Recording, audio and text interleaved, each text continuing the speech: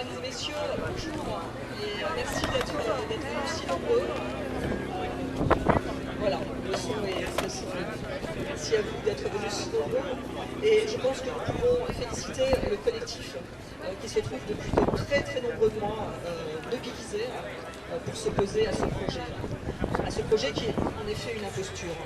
Alors, le parti animaliste que j'ai la joie de représenter avec Christophe Blanquer, qui est médecin vétérinaire, qui est candidat dans la 5e circonscription, dans le Boulonnais. Pour ma part, je serai candidate dans la 4e circonscription. Donc ici, je suis modestement sur mes terres en m'adressant à vous. Et le parti animaliste sera dans ce combat depuis l'origine et sera également là jusqu'au bout, aux côtés de ce collectif non Animalia. Le parti animaliste est un parti transpartisan et monothématique. C'est la raison pour laquelle je parlerai de ce qui nous préoccupe tout particulièrement. C'est l'animal. Ce sont ces animaux qui vont être emprisonnés dans ce contexte de serre qui va être créée de manière artificielle.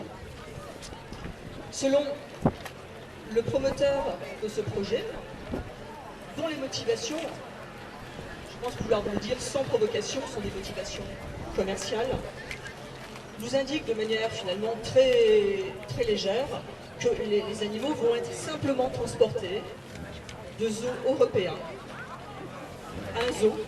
Il faut appeler un chat un chat. Il s'agira d'un zoo, d'une serre, sous cloche. Ces animaux vont quitter une prison pour en rejoindre une autre. C'est ça la vérité. Dans ce contexte, il me semble important de souligner que tout récemment, une réglementation est venue renforcer la protection des animaux, renforcer les dispositions contre la maltraitance des animaux. Il s'agit d'une loi du 30 novembre 2021, en vigueur depuis très peu de temps. Et là, nous sommes confrontés à une situation complètement paradoxale, puisque, alors qu'il y a des lieux de souffrance animale en nombre très conséquent, dont notre objectif est de les voir fermés, là nous sommes dans un contexte dans lequel il va s'ouvrir un nouvel endroit de lieux d'emprisonnement et de souffrance.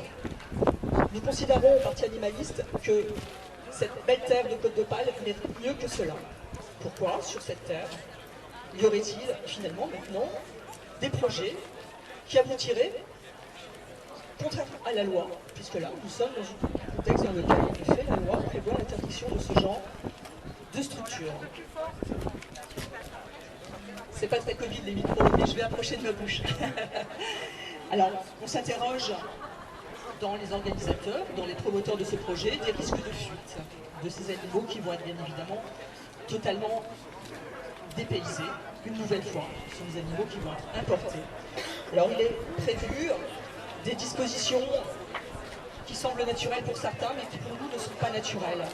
J'ai découvert très récemment un terme, puisqu'il s'agit de couper les ailes, au moins partiellement, mais couper les ailes des oiseaux. On appelle ça éjointer un oiseau. Mesure-t-on, pardon. Oui, tout à fait.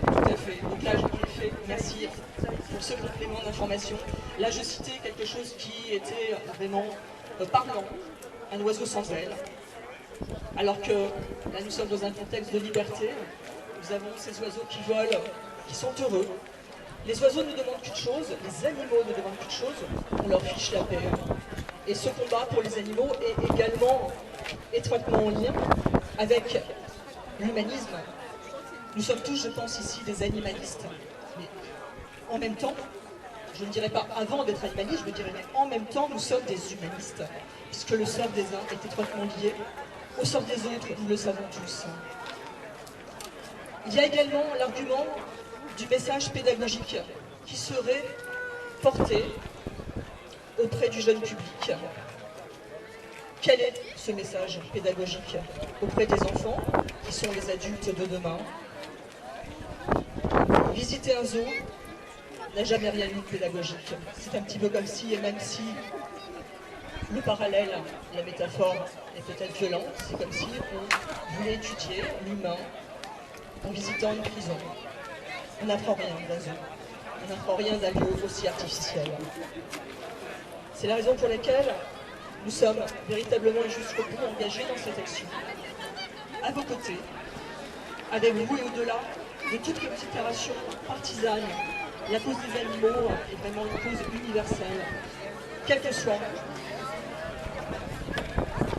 les affections, les tendances politiques, quelle que soit la religion, quelle que soit notre éthique morale, personnelle, sociétale.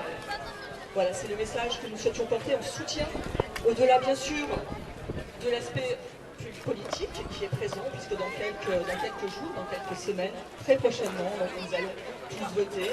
Et les couleurs que nous représentons, le mauve, et je me permets juste de vous apporter, peut-être pour l'anecdote, la signification de cette couleur.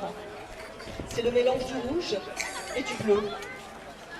Donc le rouge, la couleur de l'opposition, de la révolution, et le bleu, la couleur de la tradition, de ce que l'on peut considérer comme étant la réaction, mais là encore je n'irai pas plus loin.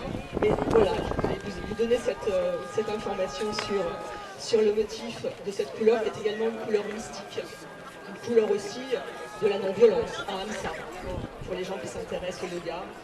C'est la couleur de cette non-violence qui est vraiment le fil conducteur de notre action. Merci beaucoup. Merci.